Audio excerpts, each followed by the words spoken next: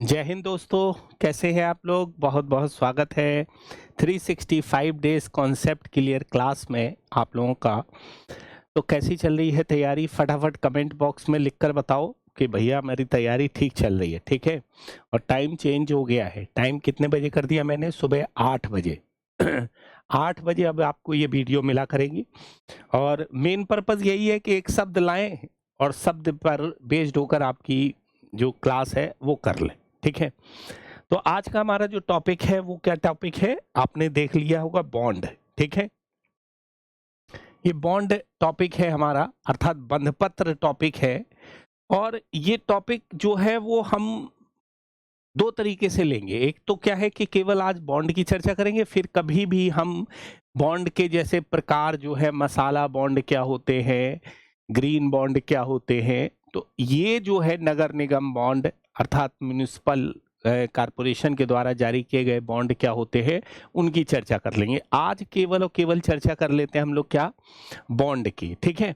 तो सबसे पहले तो बॉन्ड को हम लोग अगर देखें और समझें तो बॉन्ड का देखने और समझने से पहले हम एक क्वेश्चन देखते हैं। आप लोग अक्सर होता है तो क्वेश्चन देख लेते हैं हम लोग आज का, कि आज का क्वेश्चन क्या कहता है बॉन्ड के संदर्भ में। ठीक है। तो हमारा क्वेश्चन क्या है?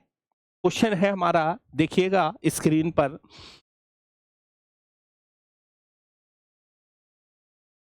क्वेश्चन कह रहा है कि बॉन्ड की यील्ड बढ़ती है जब बॉन्ड की बाजार कीमत घटती है, कूपन भुगतान रुक जाता है, बॉन्ड की मांग बढ़ती है, मुद्रास्फीति की दर गिरती है। साधारण सा क्वेश्चन है, बड़े आराम से कर लोगे यार। ठीक। तो आज इस कॉन्सेप्ट को भी समझेंगे, बॉन्ड यील्ड होता क्या है, बॉन्ड यील्ड होता क्या है। ठीक है। तो ये तो हमारा क्वेश्चन रहा, लेकिन क्वेश्चन तो हम तभी सॉल्व करते हैं जब हम पूरी अच्छी तरीके से जानकारी दे देते हैं। तो आज के टॉपिक में हम लोग क्या क्या पढ़ने वाले हैं? हम लोग पढ़ने वाले हैं बॉन्ड क्या होता है, एक तो इसको हम लोग देखेंगे यहाँ पर। बॉन्ड के मेन तत्व क्या क्या हैं, अर्थात एलिमेंट्स कौन कौन से हैं जिस पर बेस्ड होकर बॉन्ड जो है वो उसकी संरचना आधारित होती है। बॉन्ड कौन कौन जारी कर सकता है, कौन किस किस के माध्यम से ये बॉन्ड जारी किए जा सकते हैं। ठीक है। वो भी हम लोग यहाँ पर समझ लेंगे और फिर उसके बाद में की कंपोनेंट समझेंगे और बॉन्ड के, अर्थात बंध पत्र के प्रमुख घटक क्या है, उनको हम लोग एक तरह से देख लेंगे। बंध पत्र के प्रमुख घटक क्या है, फिर हम लोग देखेंगे कि बॉन्ड के प्रकार क्या है, लेकिन प्रकार को हम लोग यहाँ नहीं समझेंगे। प्रकार को तो हम लोग जो है वो अलग से एक एक बॉन्ड लेकर चलेंगे, क्योंकि अलग अलग मसाला बॉन्ड पर क्या हो सकता है, तो वो सब चीजें जितनी भी हैं वो अलग अलग तरीके से हम लोग लेकर चलेंगे बॉन्ड के संदर्भ में। ठीक है। तो फिर बॉन्ड करने के बाद में फिर हम लोग बॉन्ड यील्ड के बारे में समझ लेंगे कि बॉन्ड यील्ड क्या होता है, उसको हम लोग कॉन्सेप्ट को बड़े अच्छी तरीके से समझ लेंगे, तो फिर उसके बाद में कोई भी प्रॉब्लम नहीं होगी। तो ये सारे कॉन्सेप्ट को हमको समझना है आज की इस क्लास में। तो सबसे पहले तो क्या है कि बॉन्ड होता क्या है? नाम सुना होगा आपने बॉन्ड। ठीक है। दो नाम सुने होंगे आपने, एक तो बॉन्ड का नाम सुना होगा और दूसरा बिल। ठीक है। बॉन्ड का नाम सुना होगा और दूसरा बिल। ठीक है। ये दोनों ही ऋण पत्र हैं, अगर देखा जाए डेब्ट इंस्ट्रूमेंट के रूप में जाने जाते हैं, बिल भी और बॉन्ड भी। लेकिन अंतर क्या होता है? अंतर होता है इनका मैच्योरिटी सिस्टम, अर्थात एक वर्ष से जब अधिक के लिए जब उधार लेने की संकल्पना डेवलप की जाए तो वो बॉन्ड के माध्यम से की जाती है। 1 साल से कम होगा, ठीक है, लेस देन 1 ईयर, तो लेस देन 1 ईयर की जो संकल्पना होगी उसे हम लोग क्या कहेंगे? बिल के नाम से जानेंगे। बॉन्ड क्या होगा? 1 साल से ज्यादा वाली संकल्पना होगी, बिल क्या होगा? 1 साल से कम वाली संकल्पना होगी यहां। तो आज हम लोग जो समझने वाले हैं वो बॉन्ड को समझने वाले हैं। बॉन्ड क्या है? एक डेब्ट इंस्ट्रूमेंट है, अर्थात ऋण उपकरण है, जिसका अर्थ होता है कि कोई संस्था है, जैसे सरकार है, सरकारी निकाय है, या बड़ी कोई कंपनी है, ये जनता से या फिर निवेशकों से जब पैसा उधार लेती है तो पैसा उधार लेने के बाद में एक कागजी वादा उनको देती है, एक कागज का वादा देती है। क्या देती है? एक कागजी वादा देती है उनको। तो यही कागजी वादा ही क्या कहलाता है? कि बॉन्ड कहलाता है। जिसमें क्या होता है, एक तय समय सीमा होती है और उस तय समय सीमा में पैसा लौटाने की बात होती है। कागज में लिखा हुआ एक वादा है, कागजी वादा है, और वास्तव में क्या है, इस कागजी वादे के माध्यम से एक नियमित ब्याज दर भी प्राप्त होती है। ये भी यहाँ पर मेंशन होता है कि भैया इतने ब्याज दर होगी, इसका इतना समय पीरियड होगा, इस समय पीरियड पर हम आपको ब्याज जो है वो प्रोवाइड कराएंगे, इतना % ब्याज आपको दिया जाएगा। इसी को कहा जाता है बंध पत्र या बॉन्ड कहा जाता है। ठीक है, तो इतना तो समझ में आ गया। बिल कितने समय के लिए है? 1 साल से कम के लिए होगा। बॉन्ड क्या होगा? 1 साल से ज्यादा के लिए बॉन्ड जारी किए जाते हैं। अब बॉन्ड 1 साल से ज्यादा के लिए जारी किए जाते हैं, तो अब इसके बारे में थोड़ा सा हम लोग देख लेते हैं क्या है। बंध पत्र एक ऋण उपकरण है जिसका अर्थ होता है जब कोई संस्था, मैंने कहा ना, सरकार, सरकारी निकाय या बड़ी कंपनी जनता से या निवेशकों से, ठीक है, पैसा उधार लेती है, तो वह बदले में एक कागजी वादा अदा करती है। क्या करती है? कागज का वादा अदा करती है कि वह तय समय के बाद पैसा लौटाएगी और इस दौरान नियमित रूप से ब्याज भी देगी। इस दौरान क्या होगी? नियमित रूप से ब्याज भी देगी। इसी कागजी वादे को बंध पत्र कहा जाता है। इसी कागजी वादे को क्या कहा जाता है? बंध पत्र कहा जाता है। याद रखना है यहां। अब आप सोच रहे होंगे कि इसके मेन एलिमेंट्स क्या होते हैं। तो मेन एलिमेंट्स का मतलब है क्या कि किस बंध पत्र में क्या क्या चीजें लिखी होती हैं। ठीक, तो बंध पत्र में सबसे पहले तो जारी करने वाले का नाम लिखा होगा कि किसके द्वारा जारी किया जा रहा है। पहला एलिमेंट क्या होगा? जारी करता होगा। दूसरा एलिमेंट कौन होगा? मैच्योरिटी पीरियड होगा कि भैया इसकी तारीख कब होगी? जब ये मूलधन वापस किया जाएगा, तो मैच्योरिटी पीरियड होगा। उसमें एक इंटरेस्ट रेट लिखा होगा। उसमें वास्तव में जो फेस वैल्यू है, कितने रुपए का ये बंध पत्र है, अर्थात मूलधन कितना है, वो वास्तव में क्या है कि इसमें देने की बात होती है कि भैया आपको मूलधन देना होगा। और फिर क्या होगा कि एक कूपन रेट होगा। कूपन रेट का मतलब है कि जो ब्याज दर मिलती है उसे कूपन रेट कहते हैं। ठीक है, तो कूपन रेट के देने की बात होती है। तो क्या होता है, मेन कंपोनेंट क्या है इसके विवरण के रूप में अगर हम देखें तो जारीकर्ता का नाम लिखा होगा। सरकार के द्वारा सरकारी निकाय जैसे NHAI या कंपनियां जो जारी कर रही हैं। मैच्योरिटी पीरियड होगी, वह तारीख जब मूलधन वापस किया जाएगा, वो भी लिखा होगा। इंटरेस्ट रेट की बात होगी, इसमें तयशुदा होगी या फिक्स्ड, दोनों तरह की इंटरेस्ट रेट होगी, ये लिखा होगा इसमें कि भैया फिक्स्ड रेट पर ले रहे हैं या फ्लोटिंग रेट पर ले रहे हैं, दोनों ही तरीके से होगा। और प्रिंसिपल अर्थात मूलधन की बात होगी, जो राशि निवेशकों को देता है और अंत में वापस की जाती है, उसको हम लोग प्रिंसिपल कहते हैं। और कूपन की बात लिखी होती है, नियमित ब्याज दर। ठीक है, जो निवेशकों को मिलता है उसे कूपन रेट कहते हैं। उसे क्या कहते हैं? Coupon rate. कूपन रेट आपको समझ में आ गया होगा क्या होता है कूपन रेट। जैसे मैंने क्या किया कि एक बॉन्ड लिया, उस बॉन्ड पर मैंने कहा कि 10% इंटरेस्ट रेट हम आपको देंगे, तो यही इंटरेस्ट रेट क्या कहलाया? कूपन रेट कहलाया। यही इंटरेस्ट रेट क्या कहलाया? कूपन रेट कहलाया। याद रखेंगे, इसी को हम लोग कूपन रेट कहते हैं। अब आप, ये तो हो गया क्या, मैंने कहा ना, इसके मेन एलिमेंट्स ये होंगे जो कि बॉन्ड में लिखे होंगे। ये एक कागज है, उस कागज में कौन जारी कर रहा है, किसके द्वारा जारी किया जा रहा है, कितने रुपए का है, उस पर कूपन रेट कैसा है, फ्लोटिंग इंटरेस्ट रेट है या फिक्स इंटरेस्ट रेट है, कितना उसमें एट लास्ट वापस होगा, वो सब लिखा होता है उसमें। अब कौन जारी करता है बंध पत्र? क्वेश्चन ये आता है कि कौन जारी करता है। तो जारी करता है कौन? भारत सरकार जारी कर सकता है। याद रखना, राज्य सरकारें जारी कर सकती हैं, सरकारी एजेंसियां जारी कर सकती हैं, या फिर कंपनियां जारी कर सकती हैं बॉन्ड को। भारत सरकार जारी कर सकता है, राज्य सरकारें जारी कर सकती हैं बॉन्ड को। पैसा उधार लेना है, राज्य सरकार भी, सरकारी एजेंसियां भी कर सकती हैं और कंपनियां भी कर सकती हैं। अब उनका उद्देश्य अलग अलग हो सकता है, अलग अलग उद्देश्य के लिए जारी कर सकती हैं। जैसे भारत सरकार बजट घाटे को पूरा करने के लिए, योजनाओं को चलाने के लिए जारी कर सकती है। भारत सरकार अपना उद्देश्य रखे कि भैया घाटे को पूरा करना है या योजनाएं चलानी है। राज्य सरकार कह सकती है कि राज्य स्तरीय योजनाएं या नगर पालिका के विकास के लिए मुझे चाहिए।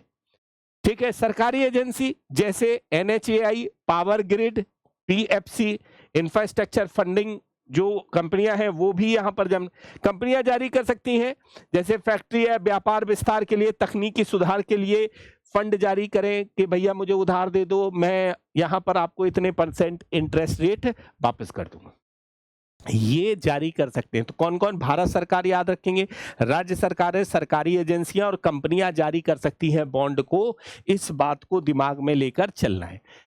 बंद पत्र के प्रमुख घटक कौन से हैं? की कंपोनेंट ऑफ द बॉन्ड, की कंपोनेंट ऑफ द बॉन्ड कौन कौन से? ठीक है, तो आपको याद रखना, मैंने क्या कहा, उसमें लिखा होगा प्रिंसिपल कितना है, ठीक है, दूसरा यहां पर मैच्योरिटी पीरियड, तीसरा लिखा होगा क्या, एक इंटरेस्ट रेट की बात, कूपन पेमेंट अर्थात कूपन रेट की बात होगी कि भैया आपका इंटरेस्ट रेट कितना कितना आपको मिलता रहेगा, और फेस वैल्यू जो मेन रूप से कितने रुपए का है। ठीक है, जैसे मान लेते हैं कि 1,000 रुपए का है या 2,000 का है या 5,000 का है, 10 रुपए 1,000 का है, उस पर इतने % इंटरेस्ट होगा। ये सब कंपोनेंट उसमें क्या होंगे, मेंशन किए गए होंगे बंद पत्र में। अब बंद पत्र कितने प्रकार के हो सकते हैं? तो मैंने कहा कि कई राज्य सरकारें भी जारी कर सकती है, केंद्र सरकार भी कर सकती है, यहाँ पर सरकारी निकाय भी कर सकती है, कंपनियां भी जारी कर सकती हैं। तो अलग अलग रूप से यहाँ पर बंद पत्र जारी हो सकते हैं। कई प्रकार के बंद पत्र होते हैं, जैसे सरकारी बंद पत्र होते हैं, ये सबसे सुरक्षित माने जाते हैं। सरकारी बंद पत्र, गवर्नमेंट एक तरह से जो डेब्ट इंस्ट्रूमेंट है वो सबसे सिक्योर माने जाते हैं, इकोनॉमी में सबसे ज्यादा सिक्योर। राज्य विकास ऋण राज्य सरकार के द्वारा, सेकंड नंबर पे कह सकते हो। नगर पालिका बंद पत्र भी सरकार की राज्य की शहर की सरकारें हैं, आपूर्ति या सड़क के लिए ले सकती हैं। कारपोरेट बंद पत्र भी कंपनियों द्वारा, अर्थात थोड़ा सा जोखिम हो जाता है, यहां आकर थोड़ा सा जोखिम हो जाता है। जब तक राज्य सरकार या शहर की सरकार, ये जोखिम कम है, लेकिन इसी क्रम में आप याद रखेंगे कि इसी क्रम में यहां पर जोखिम की बात होती है। अगर देखा जाए तो कारपोरेट बंद पत्र में जोखिम थोड़ा सा बढ़ जाता है। टैक्स फ्री बॉन्ड कौन जारी कर सकता है? आमतौर पर जैसे NHAI, PFC जैसे यहां पर, और ग्रीन बॉन्ड पर्यावरण परियोजनाओं के लिए जारी किए जा सकते हैं। तो ये कई प्रकार के बॉन्ड हैं। इन बॉन्ड की चर्चा तो हम लोग बाद में करेंगे, कितने प्रकार के बॉन्ड होते हैं, मसाला बॉन्ड कौन सा होता है, ये बॉन्ड कौन सा होता है, इसकी चर्चा तो हम लोग बाद में करेंगे। ठीक है, अब हम लोग यहां पर सबसे पहले तो कुछ क्वेश्चंस देख लेते हैं। पहले बॉन्ड से, कौन सा कथन बंधपत्र के बारे में सत्य है? बंधपत्र एक इक्विटी निवेश है। इक्विटी निवेश है। इक्विटी निवेश का मतलब शेयर में निवेश है, ऐसा तो हमने बताया नहीं, शेयर में निवेश तो है नहीं। बंधपत्र को जारी करने वाला हमेशा एक निजी कंपनी, हमेशा हमेशा हमेशा एक निजी कंपनी होती है, ऐसा तो है नहीं। या तो गवर्नमेंट भी जारी कर सकती है, ये भी कर सकती है। बंधपत्र एक ऋण उपकरण है जो ब्याज और मूलधन की वापसी की गारंटी देता है। यस, ऋण उपकरण है ये, जो ब्याज और मूलधन की वापसी की गारंटी देता है। और बंध पत्र पर निवेशकों को लाभांश प्राप्त होता है। क्या प्राप्त होता है? बंध पत्र पर निवेशकों को लाभांश प्राप्त होता है, अर्थात डिविडेंड प्राप्त होता है। ऐसा नहीं है, बल्कि कूपन रेट पर इंटरेस्ट प्राप्त होता है। क्या प्राप्त होता है? इंटरेस्ट प्राप्त होता है, ब्याज प्राप्त होता है यहां पर। ठीक है, लाभांश इससे नहीं, लाभांश शेयर मार्केट में होता है। लाभ का हिस्सा दिया गया तो लाभांश कहलाया, लाभ का हिस्सा मिलता है। ठीक है, और वास्तव में क्या है कि बंधपत्र पर निवेशकों को लाभांश नहीं बल्कि प्रिंसिपल मिलता है। जो मूलधन यहां पर है वो वापस मिलता है अवधि पूरे होने पर। इंटरेस्ट तो आपको क्या है, ब्याज मिलता रहेगा नियमित रूप से, और अवधि पूरे होने पर मूलधन मिलेगा। अवधि पूरे होने पर क्या होगा? मूलधन मिलेगा यहां पर। तो अब ऐसी कंडीशंस में क्या है कि मूलधन प्राप्त होगा अवधि पूरी होने पर। यह तो शेयर मार्केट से मिलता है डिविडेंड। ठीक, यहां तो आंसर क्या होगा? सी इसका सही आंसर होगा यहां। ठीक है, भारत सरकार द्वारा निम्नलिखित में से किस उद्देश्य से बंधपत्र जारी किए जाते हैं? किस उद्देश्य से बंधपत्र जारी किए जाते हैं? फटाफट बताइए। विदेशी मुद्रा भंडार को बढ़ाने के लिए बंधपत्र जारी किए जाते हैं।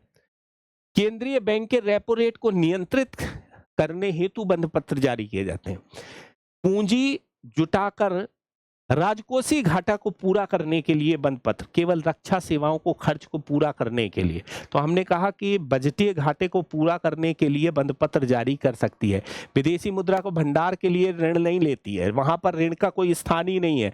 विदेशी मुद्रा भंडार में क्या क्या रखा जाता है, इसके लिए अलग से हमने आपकी वीडियो बना रखी है ऑलरेडी, यहाँ पर आप जाकर देख सकते हैं। जब मैंने कैपिटल मार्केट वगैरह की वीडियो बनाई है उसमें आप लोग देख सकते हैं। केंद्रीय बैंक के रेपो रेट को नियंत्रित करने हेतु ऐसा भी नहीं है।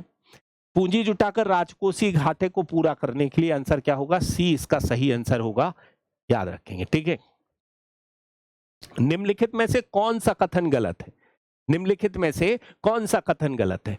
टैक्स फ्री बॉन्ड पर मिलने वाला ब्याज कर मुक्त होता है। टैक्स फ्री बॉन्ड पर मिलने वाला ब्याज क्या होता है, कर मुक्त होता है। ग्रीन बॉन्ड पर्यावरणीय परियोजनाओं के लिए पूंजी जुटाते हैं। ग्रीन बॉन्ड पर्यावरणीय परियोजनाओं के लिए क्या होता है, पूंजी जुटाने का काम करते हैं, याद रखें। ठीक है, बंद पत्र केवल निजी कंपनियों ही जारी कर सकती है। बंद पत्र केवल निजी कंपनियां ही जारी कर सकती हैं। ठीक है, और फिर क्या है, म्युनिसिपल बॉन्ड को शहरी स्थानीय निकाय द्वारा जारी किया जाए। क्या बंद पत्र केवल निजी कंपनियां जारी कर सकती हैं? ऐसा तो नहीं है, तो यही गलत है। गलत कथन पूछा गया है इसमें, गलत कथन पूछा गया है क्या? ये और तो सब है ही। टैक्स फ्री बॉन्ड मिलने पर ब्याज कर मुक्त होता है, बिल्कुल ठीक है। ग्रीन बॉन्ड पर्यावरण परियोजनाओं के लिए है। म्युनिसिपल बॉन्ड स्थानीय निकाय के द्वारा जारी किए जाते हैं, बिल्कुल ठीक बात है। ठीक है, तो आंसर क्या हो गया, सी इसका आंसर हो गया। नीचे दिए गए विकल्पों में से कौन सा संगठन भारत में बंद पत्र जारी कर सकता है? कौन सा संगठन बंद पत्र जारी कर सकता है, तो बताइएगा। NHAI जारी कर सकता है। ठीक, रिजर्व बैंक ऑफ इंडिया नहीं, बंद पत्र जारी नहीं करता है। बंद पत्र तो गवर्नमेंट ऑफ इंडिया जारी करती है और उसको जारी करने का अधिकार RBI को दे देती है। RBI सरकार के लिए जारी कर सकती है। लेकिन अगर आप ये कहोगे क्या कि यहां पर जारी करती है गवर्नमेंट ऑफ RBI, तो RBI नहीं जारी करती। ठीक है, तो यहां पर इस बात को दिमाग में लेकर चलना है। भारत निर्वाचन आयोग भी नहीं करता है और कर्मचारी चयन आयोग भी नहीं जारी करता है, याद रखना है। इस तरह से बंद पत्र नहीं जारी किए जाते हैं, इस बात को दिमाग में लेकर। ठीक है, आंसर क्या हो गया, ए। अब बॉन्ड यील्ड को समझ लेते हैं। बॉन्ड यील्ड के कॉन्सेप्ट को थोड़ा सा समझ लेते हैं, क्या होता है बॉन्ड यील्ड। ठीक, देखो ऐसे समझो यहां पर। ठीक है, एक बॉन्ड है, ठीक, एक ऋण पत्र है। ऋण पत्र जो है वो 100 रुपए का है। कितने रुपए का है, 100 रुपए का है। और जारीकर्ता ने कहा है कि मैं इस पर 5% इंटरेस्ट दूंगा। कितने दूंगा, 5% ब्याज दूंगा। लगातार आपको 5 साल के लिए ब्याज मिलेगा। मैच्योरिटी पीरियड लिखेगा, 5 ईयर के लिए ब्याज मिलेगा। समझिएगा, कितने समय के लिए ब्याज मिलेगा, 5 साल के लिए ब्याज मिलेगा। कितने रुपए का है, 100 रुपए का है। 100 रुपए अंकित किया गया है और उस पर क्या है कि 5% अर्थात 5 रुपया आपको हर साल ब्याज मिलेगा, ये कहा गया। ठीक, लेकिन अब होता क्या है कि गवर्नमेंट ऑफ इंडिया का ये 5% इंटरेस्ट मिल रहा है। ठीक, अब जब 5% इंटरेस्ट मिल रहा है तो आदमी चल रहा है बड़े आराम से, लेकिन तभी क्या करती है government of India, interest rate को क्या कर देती है कि पहले चल रही थी 5% interest rate, government of India करती है, कहती है 3% इंटरेस्ट रेट अब हम आपको देंगे। ठीक है,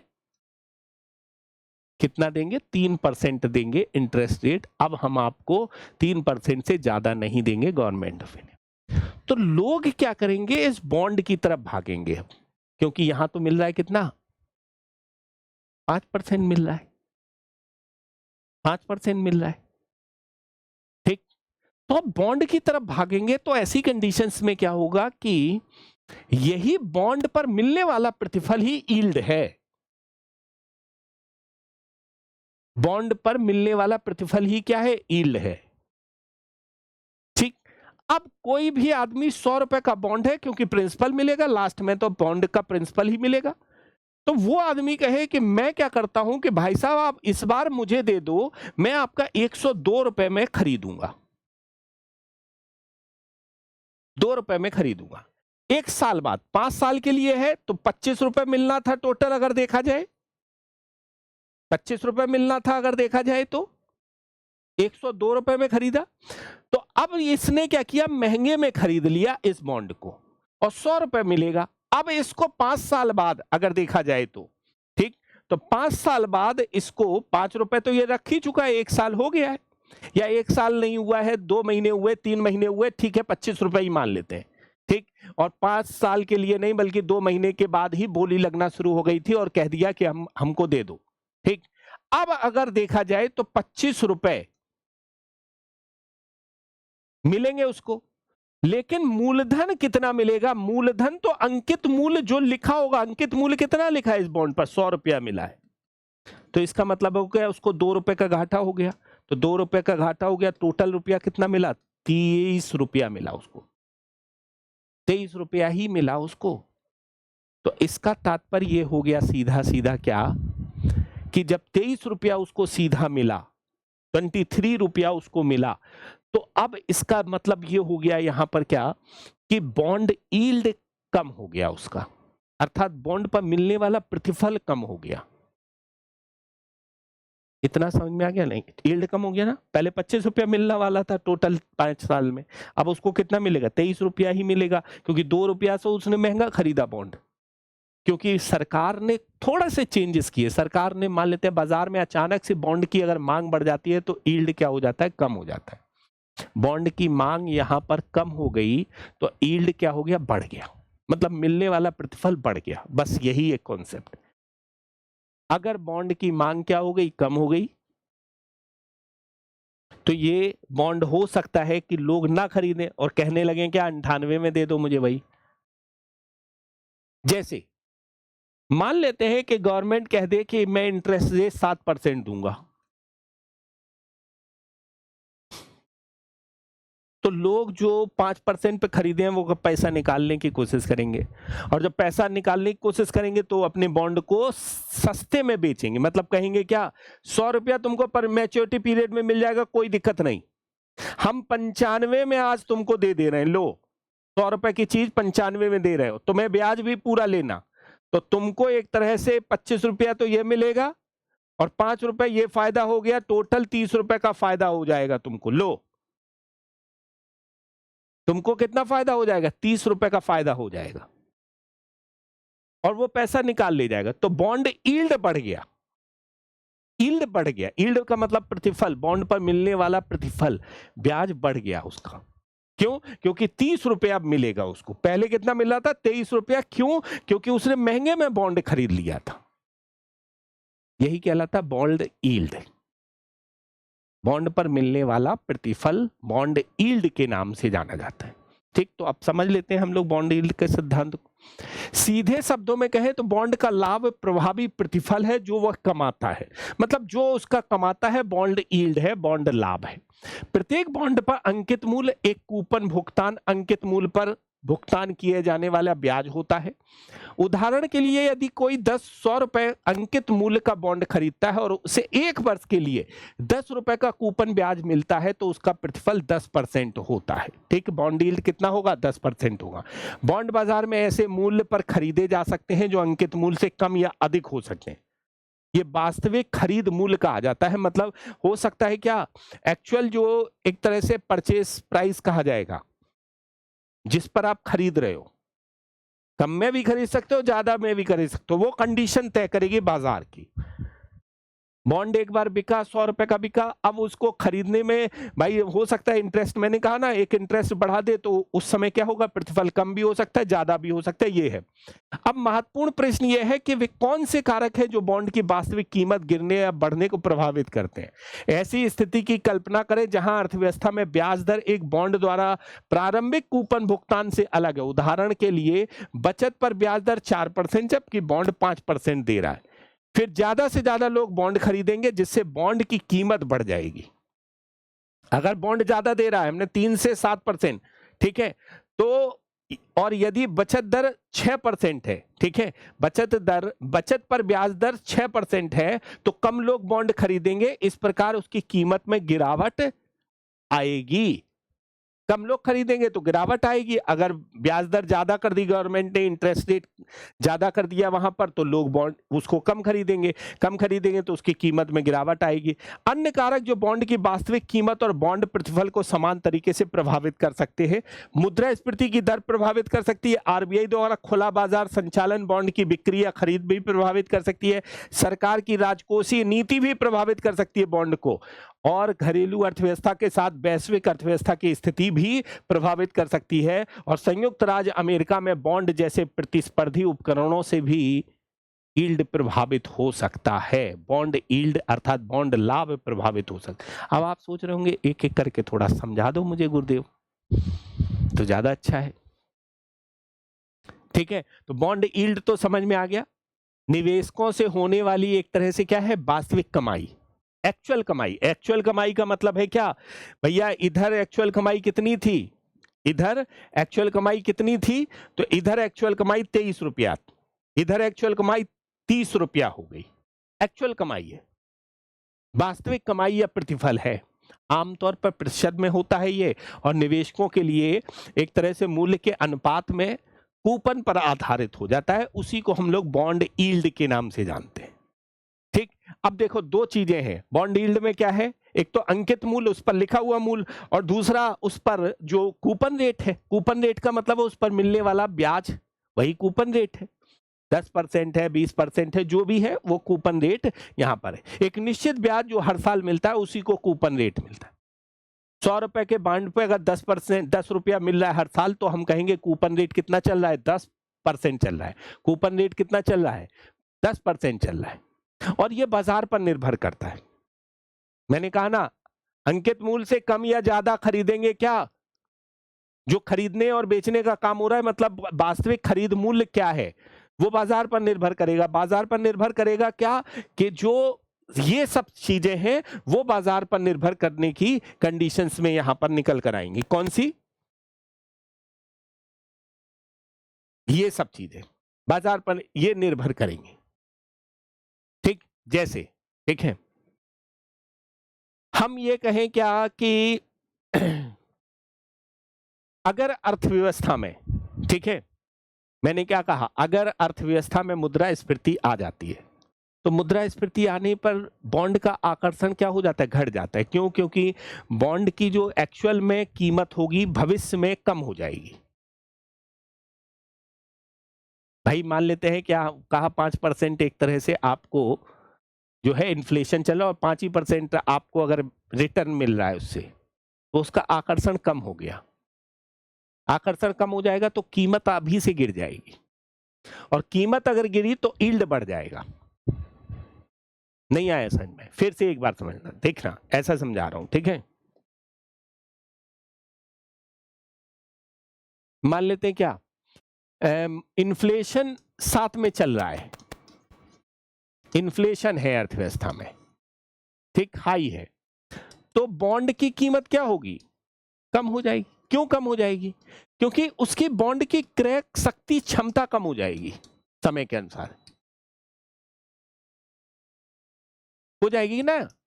100 रुपए का अगर बॉन्ड है, 105 में होने वाला है अगले साल, लेकिन उसके 105 में होने का तात्पर्य यह है कि 5% का ही इन्फ्लेशन है, तो उसको तो कुछ नहीं मिल रहा है ना। तो बॉन्ड यील्ड क्या होगा, फिर वहां पर क्या होगा, इसकी कीमतें क्या होंगी, बॉन्ड की गिरने शुरू हो जाएंगी। लोग कहेंगे अरे यार हम बॉन्ड क्यों रखें, हमें बैंड से मिलने वाला प्रतिफल तो क्या हो रहा है, कुछ लाभ ही नहीं हो रहा है। जितना इन्फ्लेशन चल रहा है उतना ही बैंड प्रतिफल दे रहा है, तो बॉन्ड की कीमत गिर जाएगी, और बॉन्ड की कीमत गिरेगी तो यील्ड बढ़ेगा। अर्थात 100 रुपए का बॉन्ड अब 95 में बिकेगा या 90 में बिकेगा, तो यील्ड बढ़ जाएगा, अर्थात उसका प्रतिफल बढ़ जाएगा। उसी तरीके से ये सारी चीजें प्रभावित होते हुए दिखाई देती हैं। कौन कौन सी, जैसे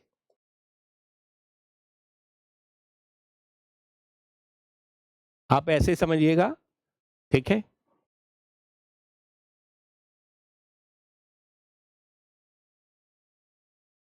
आरबीआई का खुला बाजार संचालन जैसे, ठीक है, आरबीआई अगर बॉन्ड बेचता है, ठीक है, अगर बॉन्ड बेचता है तो इससे क्या होगा, बॉन्ड बेचेगा तो आपूर्ति यहां पर आरबीआई, जब आरबीआई बॉन्ड बेचेगा तो आपूर्ति बढ़ जाएगी, ठीक। मतलब आरबीआई ने एक कागज लिया, ठीक है, जस्ट लाइक ये है, ये बॉन्ड है, ठीक। तो आरबीआई अगर बॉन्ड यहां पर, ठीक है, यहां पर क्या है कि अगर बेचता है तो आपूर्ति बढ़ेगी, ठीक है, और आपूर्ति बढ़ेगी तो उस कंडीशंस में क्या होगा, प्रॉब्लम्स क्रिएट हो सकती है अर्थव्यवस्था में। उस कंडीशंस में क्या होगा, प्रॉब्लम्स क्रिएट हो सकती है अर्थव्यवस्था में। कैसे प्रॉब्लम्स क्रिएट हो सकती है अर्थव्यवस्था में, आप इस तरह से यहां पर समझ सकते हैं क्या, ठीक है। ऑपरेशन के माध्यम से यहां पर क्या है कि जब आरबीआई बॉन्ड खरीदता है, मान लेते हैं कि आरबीआई यहां पर क्या करता है, ऑपरेशंस के माध्यम से बॉन्ड खरीदता है, तो बाजार में नकदी बढ़ जाती है। जब आरबीआई क्या करेगा, बॉन्ड खरीदेगा, तो बाजार में क्या होगा, नकदी बढ़ जाएगी, उसके बदले में नकदी देगा ना। और अगर नकदी बढ़ेगी तो बॉन्ड की कीमत बढ़ जाएगी, लोग डिमांड करेंगे बॉन्ड की, और यील्ड घट जाएगी, यील्ड घट जाएगी, ठीक है। तो ये हो सकता है, ठीक है, कीमत बढ़ सकती है, बॉन्ड खरीदता है तो यील्ड क्या हो गई, बढ़ जाएगी। सॉरी, बॉन्ड खरीदने का अगर काम करता है तो यील्ड क्या होगी, घटती है, यील्ड घटती है, कीमत बढ़ गई ना तो यील्ड घट गई। और अगर बॉन्ड बेचना शुरू कर देता है, बॉन्ड बेचता है तो बाजार में नकदी निकलती है, बॉन्ड बेचा तो बाजार से नकदी निकली, नकदी निकली तो बॉन्ड की कीमतें क्या होती हैं, घटने लगती हैं फिर, और यील्ड बढ़ने लगता है, ठीक है। जब आरबीआई अपने बॉन्ड बेचता है तो उससे क्या होता है, यहां पर ये प्रभावित हो जाता है। राजकोषीय यहां पर क्या है कि नीति भी बहुत बड़ा एक रोल अदा कर देती है यहां बॉन्ड यील्ड के रूप में। राजकोषीय नीति किस तरह से रोल अदा कर देती है यहां पर, जस्ट लाइक ऐसे समझिएगा यहां पर क्या कि अधिक उधार अगर सरकार लेती है, अधिक खर्च करती है अगर सरकार, और अधिक खर्च करती है, अधिक बॉन्ड जारी करती है, तो बॉन्ड बाजार में आपूर्ति बढ़ती है, जिससे उनकी कीमतें घटने लगती हैं। और जब कीमतें घटेंगी तो उससे क्या होगा, यील्ड बढ़ जाएगा। भाई उसे ज्यादा खर्च करना है, ज्यादा खर्च करना है तो ज्यादा बॉन्ड बेच रही, ज्यादा बॉन्ड बेच रही तो आपूर्ति बढ़ गई ना, बॉन्ड की आपूर्ति बढ़ेगी तो क्या होगा भाई, टमाटर अचानक से बाजार में ज्यादा आ जाएगा तो उससे क्या होगा, बोले सर अगर टमाटर ज्यादा आ जाता है बाजार में तो उसका दाम गिर जाएगा। उसी तरह से यहां भी है, उसी तरह से यहां भी है। तो सरकार यहां पर भी वही कर रही है, जब ज्यादा खर्च करती है तो बॉन्ड ज्यादा जारी होते हैं, आपूर्ति बढ़ जाती है और इसी कारण से उसकी कीमत बढ़ घट जाती है, ठीक है। और कीमत एक तरह से घट जाती है, ये सबसे बड़ी यहां पर प्रॉब्लम होती है। और जैसे ही कीमत बढ़ेगी तो यील्ड बढ़ जाएगा, कीमत घटेगी तो यील्ड बढ़ जाएगा, बस इसी को ध्यान में रखना। घरेलू और वैश्विक अर्थव्यवस्था की स्थिति में संकट के समय निवेशक सुरक्षित बॉन्ड की ओर जाते हैं, अमेरिका या जर्मनी बॉन्ड की तरफ चले जाते हैं, और इसी कारण से सुरक्षा की कंडीशंस में अगर वो वहां चले गए, ठीक है, इसी तरह से अगर यहां पर चले जाते हैं तो उससे भी यील्ड प्रभावित होते हुए दिखाई देता है। अमेरिका जैसे देशों में बॉन्ड पर प्रतिफल की बात करता है, अगर अमेरिका बॉन्ड ज्यादा ब्याज देते हैं तो भारत से पैसा कहां चला जाएगा, अमेरिका चला सकता है। तो बॉन्ड की मांग, भारतीय बॉन्ड की मांग एक तरह से क्या होगी, कम हो जाएगी, उसकी कीमत कम हो जाएगी, तो उससे क्या होगा भाई, जाहिर सी बात है कि अगर बॉन्ड की मांग अगर अमेरिका वाले की ज्यादा हो जाती है और यहाँ की कम हो जाती है तो उससे यील्ड ज्यादा मिलेगा, प्रतिफल उसका ज्यादा मिलते हैं, ठीक है। तो ये भी यहाँ पर, ठीक है, सबसे बड़ी बात निकल कर आती है। तो भारत से पूंजी निकालकर अमेरिका में निवेश करते हैं, जिससे भारतीय बॉन्ड की मांग घटती है, और घटती है तो यील्ड बढ़ता है। ये बात आपको यहाँ पर समझ में आ गई होगी। ये थोड़ा सा बड़े में लिख जाता तो ज्यादा अच्छा था, लेकिन आप तब भी याद रखिएगा आरबीआई का इफेक्ट, मतलब आपको बस यील्ड तो समझ में आ गया ना। यील्ड का मतलब है कि भैया मिलने वाला प्रतिफल, टोटल हमको कितना पैसा एट लास्ट मिलेगा, वो लाभ है। यील्ड, अगर बॉन्ड की मांग कम होगी तो यील्ड बढ़ जाएगा, बॉन्ड की मांग अधिक होगी तो यील्ड कम हो जाएगा, बस इतना समझो, ठीक है। बॉन्ड का लाभ सिर्फ कूपन पर निर्भर नहीं करता, बल्कि बाजार मूल्य, ब्याज दर, आरबीआई की नीति, मौद्रिक नीति और वैश्विक आर्थिक स्थिति, इन सब से तय होता है बॉन्ड का मूल्य। इस बात को दिमाग में लेकर चलेंगे, ठीक है। बॉन्ड लाभ किस पर आधारित होता है, किस पर आधारित होता है, फटाफट बताइएगा। यहां पर ऑप्शन में आपके आंसर दीजिएगा फटाफट, क्या इसका आंसर होगा, फटाफट बताइएगा क्या इसका आंसर होगा।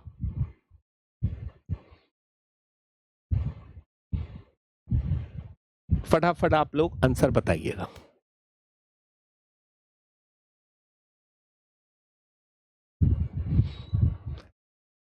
बॉन्ड की परिपक्वता अवधि, बॉन्ड की क्रेडिट रेटिंग, कूपन भुगतान और वास्तविक बाजार मूल्य, बॉन्ड जारी करने वाली संस्था का नाम, ठीक है। तो आपको क्या है, कूपन भुगतान और वास्तविक बाजार मूल्य पर आधारित होता है। बॉन्ड का लाभ किस पर होता है, कूपन भुगतान पर होगा या वास्तविक बाजार मूल्य पर बॉन्ड का लाभ निर्भर करेगा, याद रखेंगे, ठीक है।